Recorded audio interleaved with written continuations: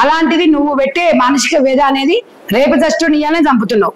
ఇది మీ పరిస్థితి. నీ ఒక్కటి ఏదేమున్నా తండ్రి చనిపోయిన తర్వాత వారసత్వం కోసం రాజకీయాలు చేస్తారు, వారసత్వం లేకపోతే కావాల్సిన డబ్బు గురించి. కానీ తండ్రి బతుకున్నప్పుడే సమాధి చేసే ఆడది ఇలా నువ్వే అని నేను అనుకుంటున్నాను. ఎందుకంటే ఏ ఆడపిల్ల కూడా ఇలాగా ప్రవర్తించకూడదు.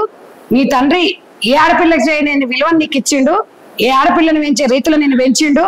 ఏం చక్కగా పెంచితే ఆయన పరువును తీసి బజార్లో పెట్టి ఢిల్లీలో తివార్ జైల్లో పెట్టేసి వచ్చినావు. అయినా హక్కున చేర్చుకుంటూ రాలు బిడ్డ, తప్పు చేస్తే తప్పు చేసినావు, ఇంట్లో నిమ్మలంగా ఉండి అల్లుని పిల్లల్ని మంచి చూసుకోపో అని చెప్తే ఇలా మీ నాయనకే నువ్వు ఎదురు తిరిగి ఇలా అన్నను కాదంటావు, బావని కాదంటావు. పార్టీ కోసం వాళ్ళు కష్టపడి హరీష్ రావు ఇట్లా వాళ్ళు కష్టపడితే ఎక్కడో పెళ్లి చేసి నేను డల్లాస్ లో ఉంటే 2006లో నువ్వు తెలంగాణ కోసం వచ్చినావు. వచ్చి ఏదో తెలంగాణ కోసం ఎంతో మంది మహిళలు చేస్తే నువ్వు ఉద్యమాలు చేసినావు. ఇవాళ నీ కంట్రిబ్యూషన్ ఏముందమ్మా? కాంగ్రెస్ పార్టీ గురించి లేకపోతే మీ బతుకులు ఎక్కడ ఉన్నాయి?